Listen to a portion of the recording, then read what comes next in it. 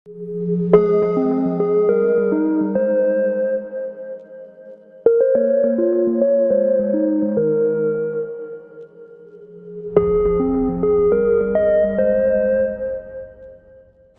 sahabat Lokagana, sekarang kita berada di Dusun Kembang Putihan, Kecamatan Pajangan, Kabupaten Bantul. Tepatnya berada di depan gerbang masuk Goa Selarong. Untuk lebih jelasnya, yuk kita masuk.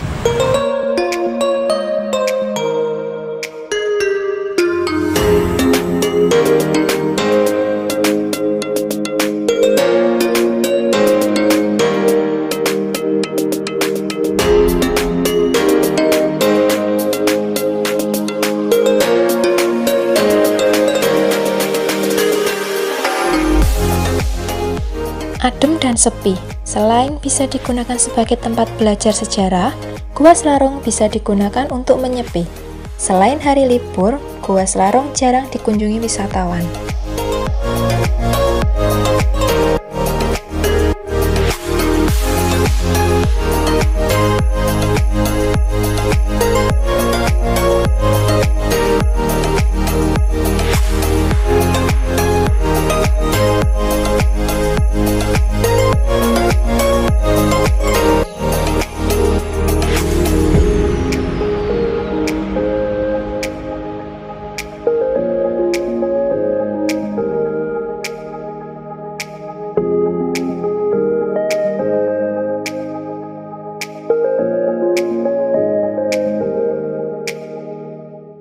Assalamualaikum Kak, saya Dina dengan Bapak Suradi. Ya, Waalaikumsalam.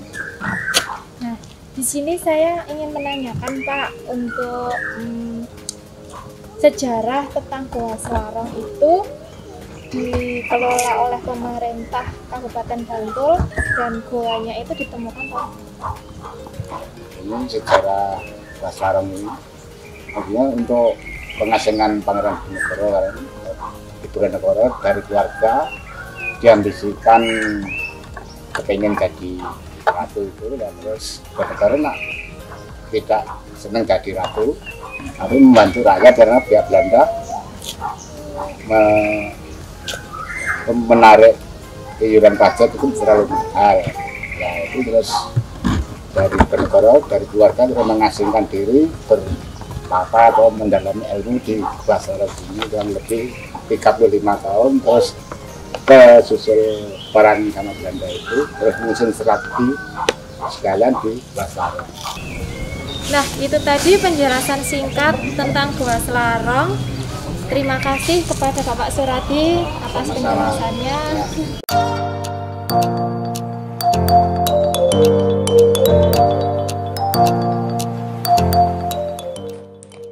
Mengingatkan pada sejarah, dulunya Gua Selarong merupakan markas Pangeran Diponegoro bersama pasukannya saat melakukan aksi perang gerilya melawan penjajah Belanda antara tahun 1825 sampai 1830. Pangeran Diponegoro dendam kepada Belanda lalu mulai menyusun aksi balasan setelah rumahnya di Tegalrejo dibakar habis. Di Goa Selarong sendiri terdapat dua goa utama, yaitu Goa Kakung dan Goa Putri. Goa Kakung menjadi kediaman Pangeran Diponegoro, sedangkan Goa Putri digunakan sebagai tempat tinggal Raden Ayo Ratnaningsih. Beliau adalah selir pangeran yang paling setia setelah kedua istrinya meninggal dunia.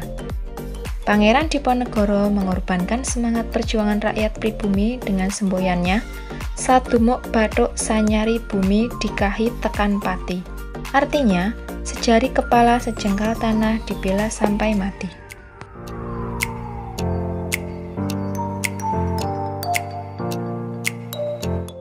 Goa Selarong menyimpan peristiwa besar yang menjadi bagian dari sejarah bangsa Indonesia, terutama kisah kepahlawan Pangeran Diponegoro yang menjadi tokoh besar saat meletusnya Perang Jawa pada tahun 1825 sampai 1830.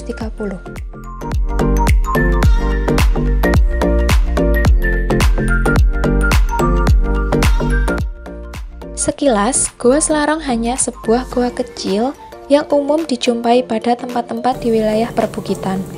Gua itu berada di sebuah kaki bukit kapur yang jaraknya sekitar 9 km dari pusat kota Yogyakarta.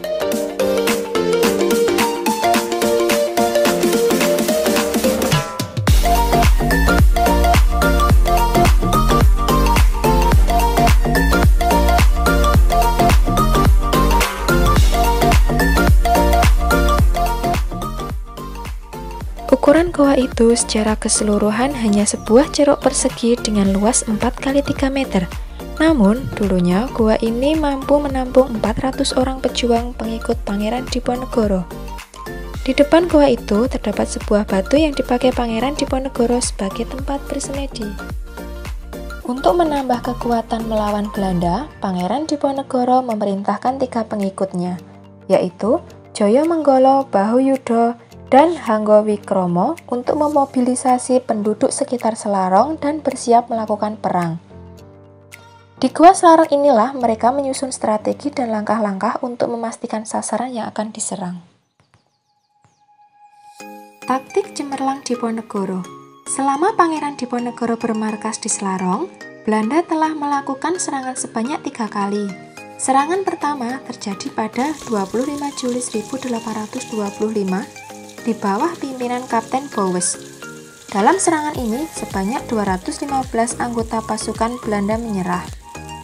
Serangan kedua terjadi pada September 1825 di bawah pimpinan Mayor Selewitz dan Letnan Kolonel Ansenbach.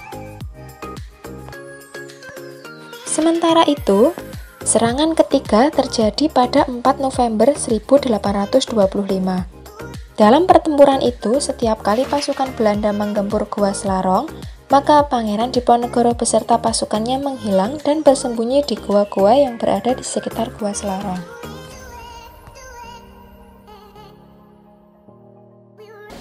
Nah, di sekitar Gua Selarong ini juga terdapat cagar budaya yang merupakan satu rangkaian perjuangan Pangeran Diponegoro yang berada sekitar 1 km dari Gua Selarong, yang fungsinya untuk memata-matai musuh.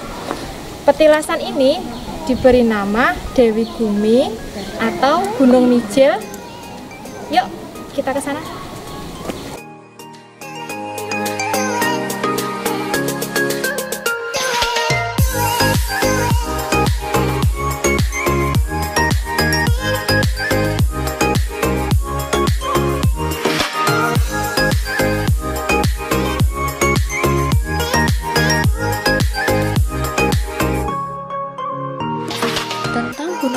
Petilasan Pangeran Diponegoro.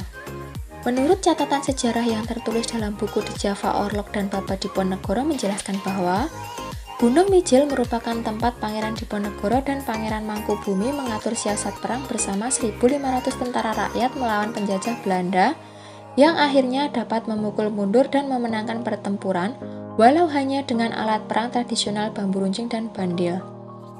Peperangan yang tidak imbang, walau dimenangkan oleh tentara rakyat dan Pangeran Diponegoro, tetapi banyak pengorbanan dengan gugurnya 800 tentara rakyat pejuang yang merupakan pejuang wanita berbusana pria. Dan ini adalah Gunung Mijil, atau biasa disebut dengan Dewi Gumi, yang digunakan para pasukan Pangeran Diponegoro untuk memata-matai musuh dari kota, agar Gua Selarong tetap aman. Kemudian ini ada kentongan yang digunakan untuk alat komunikasi ketika musuh datang.